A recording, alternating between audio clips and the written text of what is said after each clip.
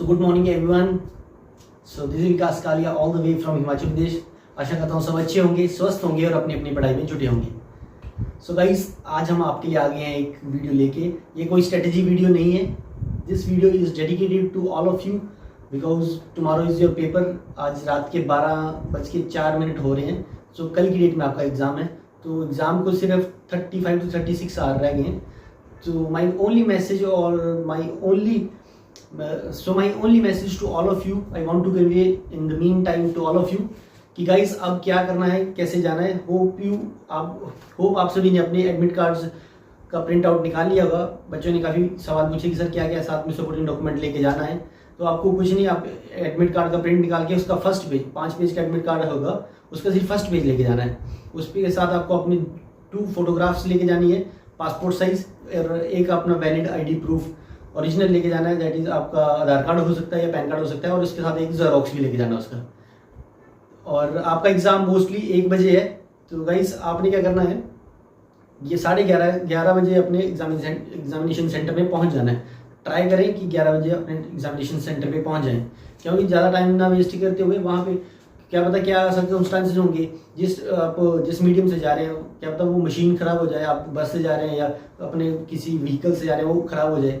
तो आपने पहले से ही उसका थोड़ा अंदाज़ा लगा के अपने एग्ज़ाम की तरफ जाना है, क्योंकि पैनिक बिल्कुल नहीं होना है. ये बहुत ही मीन टाइम है. अब बच्चे पूछ रहे थे कि सर वहाँ पे क्या क्या अटैम्प्ट करें, क्या क्या नहीं करें, और क्या क्या पढ़ें. सो गाइस अब आपके पास ये 24 से 30 घंटे हैं, तो आपने कुछ खास पढ़ना नहीं है. बिल्कुल काम हो जाए, जो पढ़ लिया है वो पढ़ लिया, रिवीजन भी हो गई है. अब आप अगर पढ़ा होगा तो भी बेस्ट है, तो पढ़ने की तो वैसे ही जरूरत नहीं है. अगर नहीं भी पढ़ा तो एक दिन में क्या ही पढ़ लेंगे आप, है ना. सो लास्ट टाइम भी बिल्कुल भी पैनिक नहीं होना है. एक दिन में कुछ नहीं होता. स्मॉल स्टेप से आपका क्या है कि एक अच्छा अबंडेंस ऑफ नॉलेज बनता है, जैसे कि मैं ऑलरेडी बोलता हूँ आप सभी को. सो गाइज अब आप एग्जामिनेशन सेंटर में जा चुके हैं. तो एग्जामिनेशन सेंटर में क्या होगा, सबसे पहले उल्टा टाइम स्टार्ट हो जाता है. 2 घंटे का पेपर होगा, तो वहाँ पे 1 सेकंड कम होता जाएगा. तो टाइमिंग को देख के पैनिक नहीं करना है कि 3 मिनट चल गए और मैं अभी फर्स्ट क्वेश्चन पे हूँ. क्वेश्चन को अच्छे से पढ़ें. पहले क्यूआरई सेक्शन में 100 में 100 लाने की कोई ज़रूरत नहीं है. 40 to 50 क्वेश्चन आपने सेफ अटैम्प्ट करना है, और जो ईजिएस्ट क्वेश्चन है वो ढूंढ के उनको लगाना है. सभी क्वेश्चन नहीं लगाने की कोशिश करनी है, और ईगो पे बिल्कुल बात नहीं लेनी है. कई बच्चे क्या होंगे जो कि बोलेंगे यार ये तो वैसे घर पे बन रहा था क्वेश्चन, अभी यहाँ क्यों नहीं बन रहा. वो एक ही क्वेश्चन के ऊपर 5 से 10 मिनट लगा देंगे, कंज्यूम कर देंगे. तो ईगो पे बिल्कुल नहीं लेके आनी बात. आपने जो आता है वो करना है, जो नहीं आता है उसको स्किप करके नेक्स्ट क्वेश्चन पे जंप कर जाना है. क्योंकि सब टफ क्वेश्चन होगा, कुछ ईजी क्वेश्चन भी होगा, आपने सिर्फ वो ईजी क्वेश्चन से ढूंढने हैं. अब ये तो बात होगी क्यूआरई की. उसके बाद जो आपका टाइम बचता है, विद इन 40 to 45 मिनट्स आपको क्यूआरई को कंप्लीट करके आपने प्रोफेशनल नॉलेज में चले जाना है. प्रोफेशनल नॉलेज में क्या होगा, लेंथी क्वेश्चन होंगे, आपने 1 या 2 बार रीडिंग देनी है उसको पहले, क्योंकि वो एक क्रूशियल पॉइंट है आपकी सिलेक्शन के लिए. उसको अगर एक बार समझ नहीं आ रहा तो दूसरी बार रीड करिए. आपको फर्दर रीडिंग से क्या पता लगा कि एग्जामिनर क्या पूछना चाहता है आपसे इस क्वेश्चन के थ्रू. तो कुछ लूप होल्स होते हैं बच्चे जिसमें मोस्टली गलत कर जाते हैं. तो 2-3 बार रीडिंग करेंगे किसी क्वेश्चन को, तो आपको ऑटोमेटिकली कॉमन सेंस से आप एक कंक्लूजन में पहुंच जाएंगे, और वही आपका राइट आंसर होगा. गाइस ये तो बात होगी कैसे अटेम्प्ट करें, कैसे अटेम्प्ट ना करें. लेकिन अभी मैं जो आपको बताने जा रहा हूँ वो बहुत ही मोस्ट इंपॉर्टेंट है फॉर ऑल ऑफ यू. आपको कल जो भी सीट अलॉट होगी, सबसे पहले तो आपने उसको क्या करना है कि उसको माथा टेक के उस पर बैठना है. वो क्यों बैठना है, क्योंकि उस दिन आप ही नहीं उस चेयर पर बैठेंगे. उस दिन उस चेयर पर बैठेंगे आपके माता पिता के सपने, आपके माता पिता की उम्मीदें जो आपके साथ जुड़ी हुई हैं. तो आपने जब भी सीट पे बैठना है, ऊपर वाले को और अपने माता पिता को याद करना है, और फिर अपने पेपर को स्टार्ट करना है.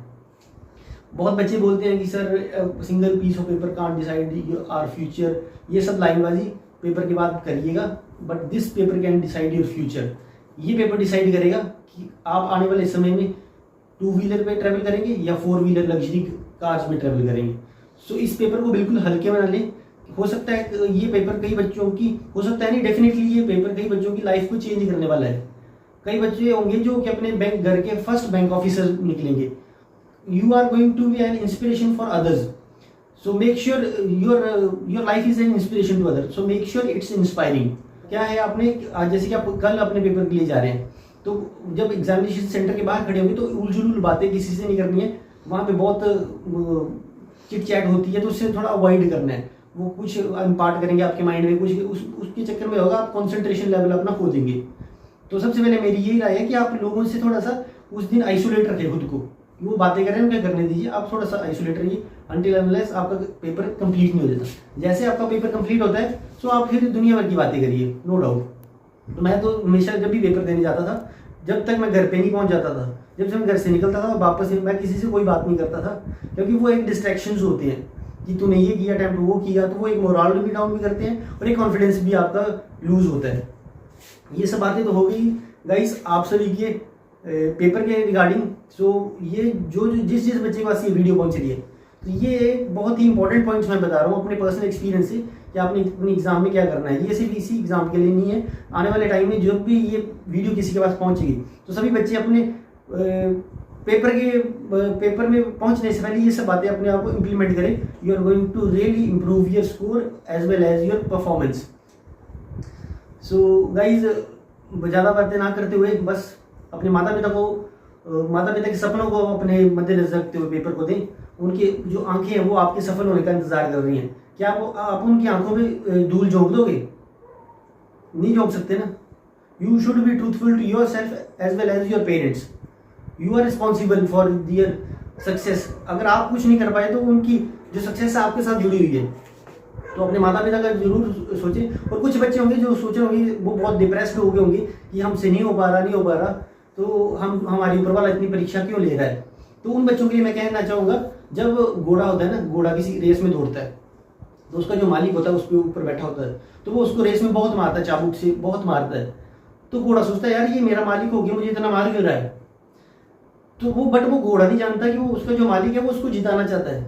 वैसे ही आपकी लाइफ के साथ है। ऊपर वाला अगर आपको कष्ट दे रहा है, ऊपर वाला अगर आपकी परीक्षा ले रहा है, अगर आपको मुसीबतें दे रहा है आपकी पाथ पे, इट मीन्स कि वो आपको जिताना चाहता है। ऐसे ही आपकी लाइफ में भी क्या होता है, जो आपकी मुश्किलें आ रही हैं वो आपको एक सफल व्यक्ति बनाने की अग्रसर है। अगर आपके पाथ पे बिल्कुल भी रुकावटें नहीं आ रही तो आप गलत राह पे हैं। अगर आपके राह में मुश्किलें हैं, it means you are on a right path. So ज़्यादा बातें ना करते हुए वीडियो को यहीं वाइंड अप करते हैं। So all the best to all of you. Hope you are doing well in your exams.